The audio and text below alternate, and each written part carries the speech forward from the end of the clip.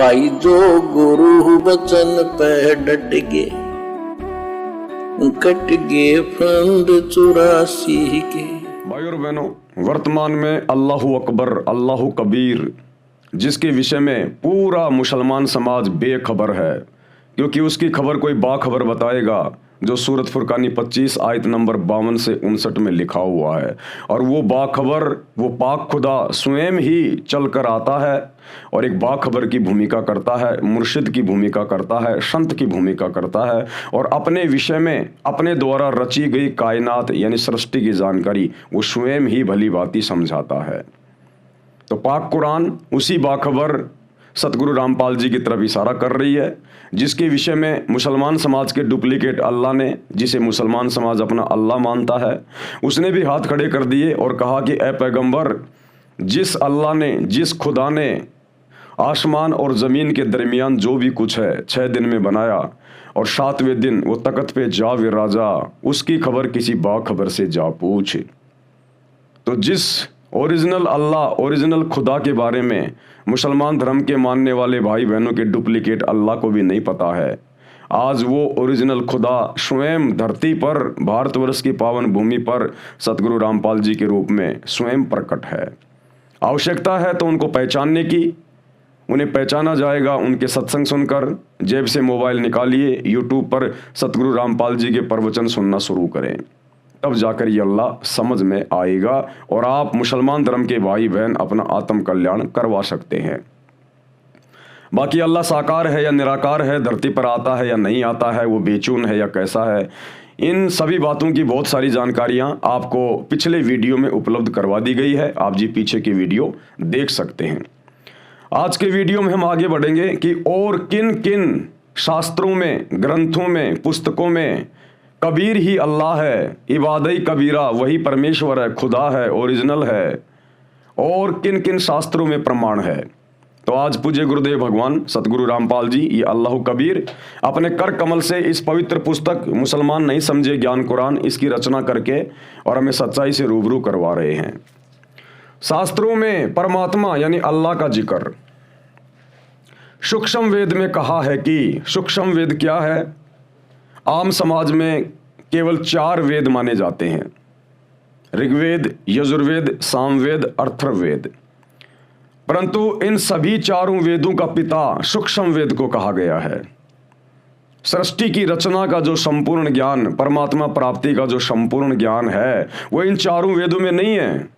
ये 4 वेद तो इस डुप्लीकेट अल्लाह ने, शैतान ने, हिंदू धर्म में जिसको काल कहा जाता है, इसने वो पूर्ण परमेश्वर की जानकारी, पूर्ण अल्लाहु कबीर की जानकारी छुपा दी है।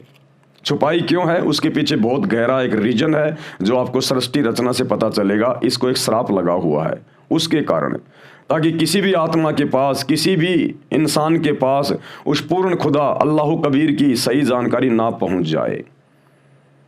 तो वो 5वां वेद जो सूक्ष्म वेद होता है, स्वयं वो अल्लाहु कबीर ओरिजिनल खुदा, वो परमेश्वर परमात्मा बाखबर बनकर, मुर्शिद बनकर, संत बनकर धरती पर आता है और अपने मुख कमल से वाणियां बोल बोल के वो सृष्टि का ज्ञान देता है, जो ज्ञान 4 वेदों में नहीं, मुसलमान धर्म की 4 पवित्र पुस्तकों में नहीं, गीता में नहीं, 18 पुराणों में नहीं, कंप्लीट नहीं है, थोड़ी थोड़ी जानकारी है। तो कंप्लीट जानकारी वो परमेश्वर, वो अल्लाह, वो खुदा, वो कबीर भगवान स्वयं ही धरती पर प्रकट होकर और अपने मुख कमल से वाणियां बोलकर हमें बताता है, समझाता है। उनके मुख कमल से बोली गई वाणियों को सच्चिदानंद घन ब्रह्म की वाणी कहा जाता है, कलाम ए कबीर कहा जाता है, कबीर वाणी कहा जाता है। और फिर आगे चलकर उसका एक संग्रह कर लिया जाता है जिसको कबीर सागर का नाम दिया गया। 350 साल पहले आदरणीय गरीबदास जी ने उसी परमेश्वर के विषय में 24,000 तमाम वाणियां लिखी हैं, जो आज एक अमर ग्रंथ के रूप में हमारे पास में उपलब्ध हैं। तो 5वां वेद सूक्ष्म वेद, जिसमें सूक्ष्म जानकारी है, जो जानकारी हिंदुओं के 4 वेदों में नहीं, मुसलमानों की 4 पुस्तकों में नहीं, ईसाइयों की बाइबल में नहीं, सिखों के गुरु ग्रंथ साहिब में नहीं, वो जानकारी वो अल्लाहु कबीर स्वयं धरती पर प्रकट होकर अपनी वाणियां बोल के देता है, जिसको सूक्ष्म वेद कहा जाता है। तो सूक्ष्म वेद में क्या कहा गया है? वही मोहम्मद वही महादेव, वही आदम वही ब्रह्मा, दास गरीब दूसरा कोई नहीं, देख आपने घर मां। क्या कहा गया है? वही मोहम्मद वही महादेव। कि ये हिंदू मुसलमान आपस में शैतान की प्रेरणा से, काल की प्रेरणा से धर्मों में बंटकर अपने अपने धर्म को, अपनी अपनी भक्ति को सर्वश्रेष्ठ मानकर उलझे हुए हैं। लेकिन सूक्ष्म वेद में अल्लाह कबीर ने कंप्लीट जानकारी दी है और कहा है कि लड़ो मत, झगड़ो मत। यहाँ की 21 ब्रह्मांड की सृष्टि जो शैतान चला रहा है, ये डुप्लीकेट अल्लाह चला रहा है, जिसने गीता जी का ज्ञान महाभारत के युद्ध के दौरान श्री कृष्ण में प्रवेश करके अर्जुन को दिया, और उधर हजरत मोहम्मद के ऊपर जिसने कुरान शरीफ की आयतें नाजिल की, ये एक ही है। इसको चाहे डुप्लीकेट अल्लाह कहो, चाहे शैतान कहो, चाहे काल कहो, चाहे इसको क्षर ब्रह्म कहो, ज्योति निरंजन कहो, ये एक ही शक्ति है जो अपने आप में यहाँ पर अल्लाह यानी भगवान बन के बैठा हुआ है। तो सूक्ष्म वेद में कहा है कि वही मोहम्मद वही महादेव, यानी मुसलमान धर्म में हजरत मोहम्मद जी शंकर जी के अवतार हैं, शंकर जी के गण हैं, उनके शंकर लोक से आई हुई एक आत्मा है। तो शंकर कहिए चाहे हजरत मोहम्मद कहिए, बात एक ही है, ये आत्मा शंकर जी के लोक से आई हुई है। वही मोहम्मद वही महादेव और वही आदम वही ब्रह्मा। और मुसलमान धर्म के लोग जिसे अपना प्रथम पुरुष मानते हैं बाबा आदम, ये बाबा आदम ब्रह्मा जी के लोक से आई हुई आत्मा है, ये ब्रह्मा जी का गण है, ब्रह्मा जी का गण है। वही मोहम्मद वही महादेव वही आदम वही ब्रह्मा, दास गरीब दूसरा कोई नहीं। आदरणीय गरीबदास जी कह रहे हैं सूक्ष्म वेद में कि दूसरा और कोई नहीं है, देख आपने घर मां, आपने घर मां यानी उस सच्चे मुर्शिद सच्चे सतगुरु की शरण में आ, उससे भक्ति प्राप्त कर, और फिर वो तुझे शरीर के कमल खोलने के जो शत भक्ति मंत्र देगा उनका जाप कर, फिर तुझे बिल्कुल स्पष्ट दिखाई देगा, तेरे चैनल खुल जाएंगे, तेरी दिव्य दृष्टि खुल जाएगी, तुझे स्पष्ट दिखाई देगा कि हजरत मोहम्मद जिसे तुम अपना पैगंबर मानते हो, ये शंकर जी का गण है, श्री शंकर जी के लोक से आई हुई आत्मा है, और बाबा आदम ब्रह्मा जी का गण है, ब्रह्मा जी के लोक से आई हुई आत्मा है। भावार्थ, मुसलमान धर्म के प्रवर्तक हजरत मोहम्मद जी भगवान शिव के लोक से आए, पुण्यकर्मी आत्मा थे जो परंपरागत साधना ही एक गुफा में बैठकर किया करते थे।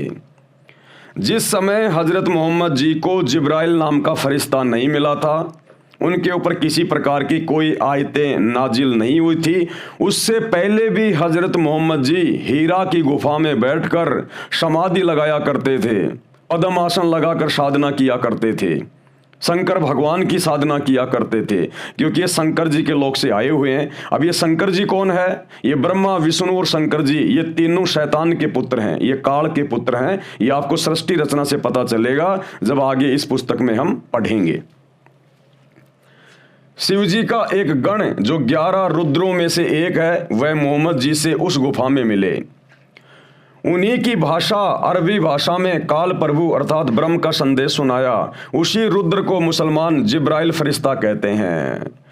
मुसलमान धर्म के लोग जिस जिब्राइल को फरिश्ता कहते हैं कि हमारे पैगंबर को जिब्राइल आके मिला था, वो जिब्राइल शंकर जी के 11 रुद्रों में से एक था, जिसने शैतान का फरमान सुनाया, इस काल ब्रह्म का उसको फरमान सुनाया, जो नेक फरिश्ता माना जाता है। जो गुरु बचन पे डट के कट गे फंद 84 के, कट गे फंद 84 के, कट गे फंद 84 के।